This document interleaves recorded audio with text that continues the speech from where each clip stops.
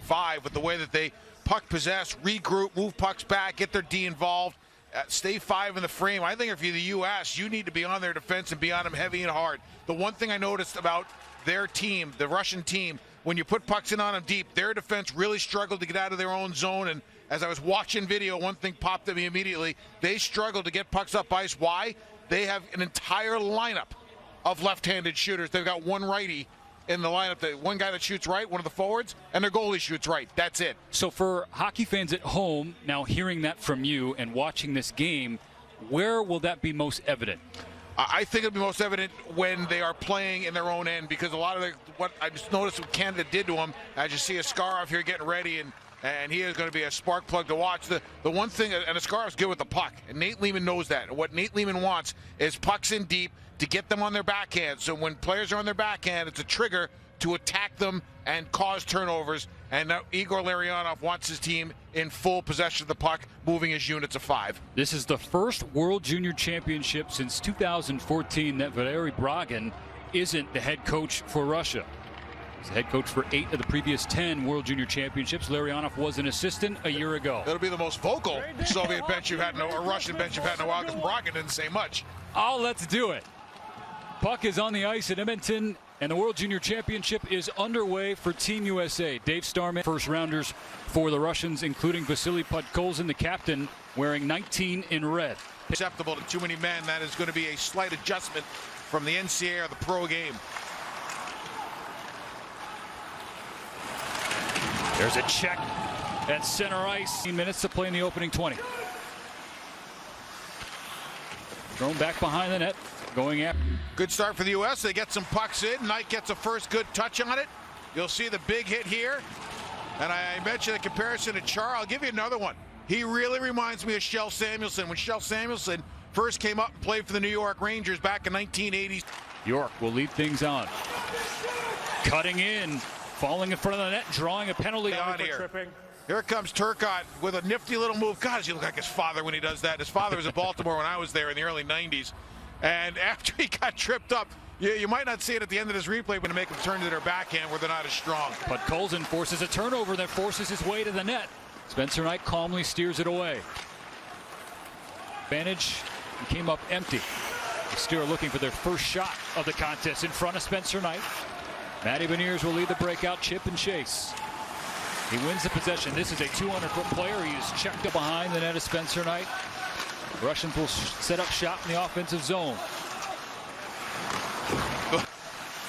Some time off before facing the Czechs on the 29th, and then the Swedes on New Year's Eve. There's a shot that's deflected in front of Spencer Knight. You're here on the bench, and that's what they wanted. They wanted the first goal. This is a good dump-in that Spencer Knight busts. And normally if a goalie touches on a dump-in, you don't get a lot out of it. But the Russians recover, and it's a puck to the point. They get set up with a good screen. All this was an attempt to get a puck to the front of the net to see what can happen next. Wow, what a tip. Spencer Knight, not much he can do about it. Got pulled twice. Yeah, hasn't seen a shot yet in this one against the United. Lead pass. Podkolzin pulls up for reinforcements. But Amirov can't handle his pass. Now at the point, thrown at Spencer Knight. Digging it out. It's a smart play by a veteran player. Star, you've been doing this tournament the last, 13 years now 13. On NHL Network. I've been lucky to be with you the last 3. And something you've always said is, don't overthink it, just get the puck to the net. Oh, there's one that gets to the net and trickles in. We're tied at 1. Point, don't overthink it, just put the puck to the front of the net here. The U.S. does win a couple of 50-50 battles. They win a couple of races. Nice pass out to the point, traffic in front, throw it to the front and see what happens. Not the kind of goal that you expect Askarov with his caliber to give up. It didn't look like it was, well, it might have been tipped just a little towards the end, but it sneaks through, and a little bit of a leaker from the Russian goaltender gives the Americans life on a really good, sustained piece of offensive zone. And the Russians have it in the neutral zone, turned over. Faber. Now to Cam York. Toss forward, off his skate. And there's Brendan Brisson. Great job defending by the Russians off the line. Weak side D stepped up, anticipated the pass.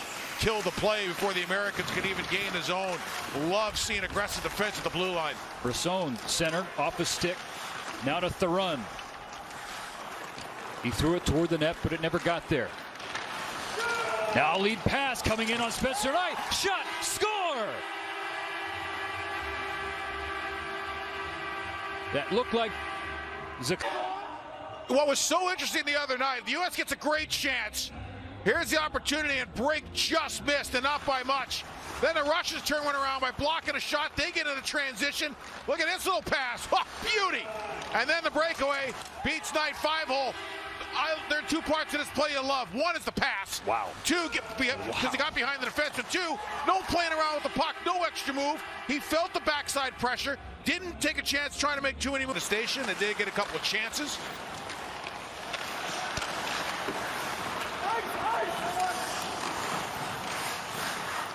"11 minutes have passed us by in the second period. There's a turnover in front of Spencer Knight, and the Russians make the United States pay. Pономарёв with his second goal of the game, and it's a 2-goal lead.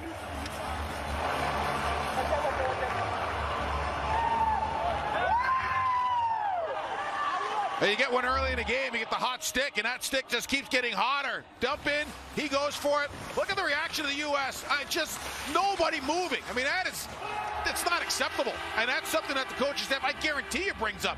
I mean, they were just passengers on that train as the Russians went in, got a puck, won a race, nobody there. And Amirov finishes it with a great mobile coaches app yet, haven't we? We haven't, Starry. Let's get it in. Been waiting since January 2nd to get back at this. We will as we go along. That's a tradition unlike any other for us here on the network. And our World Junior Championship coverage fueled by Gatorade. The United States opening up the tournament against Russia. Spencer Knight played the puck out, and it goes into the back of the net. 4-1 Russia. Saffonov on it. That's not a good sign when your starting and star goalie is looking at the bench to see whether or not he's coming out. He has had a tough go here in the first half of this game. Puck gets dumped in. He comes out to play it. Icing gets waved off. Throws it up the wall again into traffic. I mean, he has made life for himself almost impossible in this game. He almost got back to it. Showed some athleticism getting back to the crease to get part of it. But he just put the puck into an area where there was nobody there for him. And the Russians score and make it 4-1. And with the way that the Russians can play possession hockey, that's a 3-goal hole that's a little bit bigger than it looks. Steven Elson off the draw, shot from the point. Stopped in front of Dustin Wolf. The United States down by 3. Group B action at the 2021 World Junior Hockey Championships. Played in the Edmonton bubble. Dead angle. Rebound off the post. And then dumped back in by Rodion Amirov.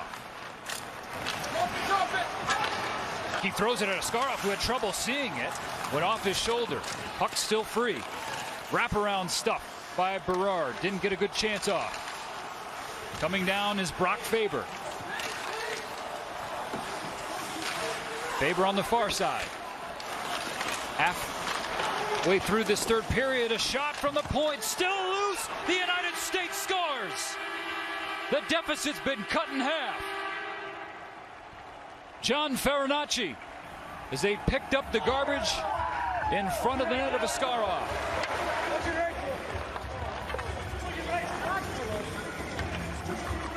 Fariначчi with the spare change. This is a simple play.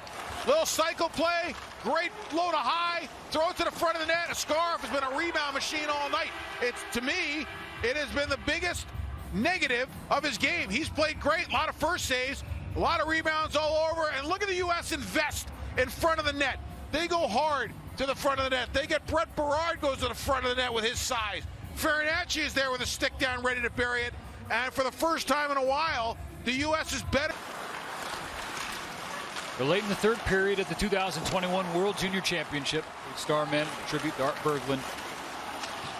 As we near the end of regulation, the United States trying to come back.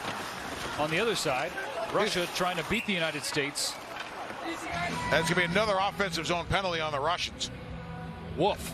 So this game is far from over, and the U.S. will get another chance to get on the power play. So the Russians give the Americans another opportunity again with another offensive zone power play. Now, number 24. You can see the call here as the run goes back. Just a lazy hand penalty on Saffonov. I would not be surprised if the U.S. called a timeout. They're going to get an offensive zone draw, and they get the goalie out right now. Wolf is ready to be called to the net. The Russians win the face-off and clear it back towards Wolf's net. The reason I would want my goalie out for that face-off is so I could put somebody on that far side, knowing that the game plan of the defensive team is pull it back and hammer it around and out. York with the entry. Throws it around. Now Zegras.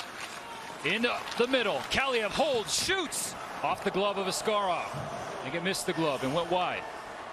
Zone held. More from Zegras. One-time shot. Empty net for Team USA. Beniers. Now to Boldi. 6-on-4 action with the United States trying to come back. Late in regulation. There's a shot. They score! It's a one-goal game. Trevor Zegras makes it 4-3.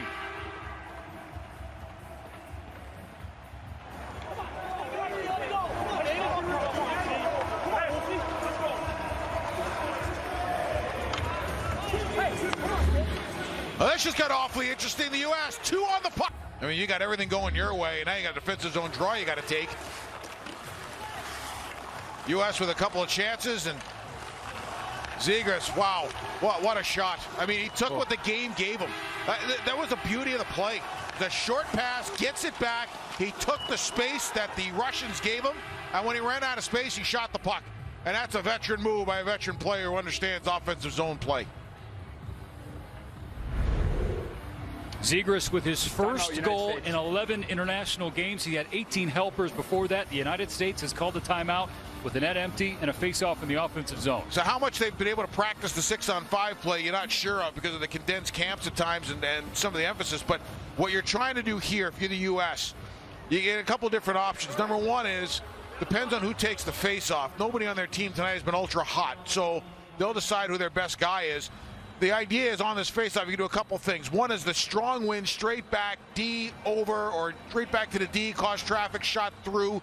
Maybe you go D to D for a one-timer type of situation. The other thing you can do is, if you scramble it behind the centerman, the player that's on the wall, who would be on their offside, could come darting through on their forehand now for a quick attempt at the front of the net. A close game between Russia and the United States. What's new? 6 of the last 10 decided by 1 goal. Right now, Russia trying to hold on for 61 seconds. It would give them their first win over Team USA since a semifinal victory in the 2016 tournament. I'm on my feet. I know Alex Tanguay, a former colleague at NHL Network, he texts me. He's watching too. Where are you? Final 55. Cole Cofield will circle behind the United States net. Now Trevor Zegras, who just scored.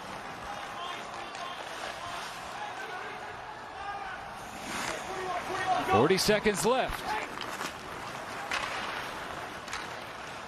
Bluttered in the neutral zone, now in the O zone for Team USA. Beniers along the midboards. Taken out by the Russians. 25 seconds left. Streaking in and putting home an empty net goal.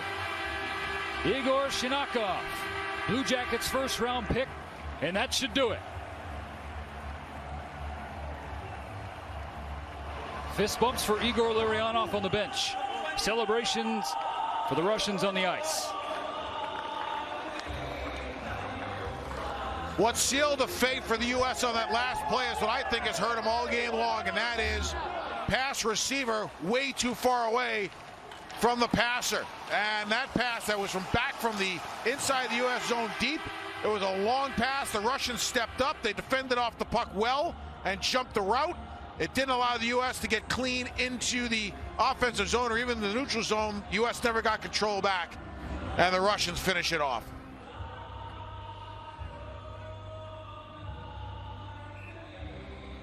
Elation and probably some relief, if we're being honest, for Russia. And some decisions to be made by the official scorer who gets the plus there, because there were probably 7 Russians on the ice on the line change. Final 10 seconds, so the United States will start the tournament 0-1.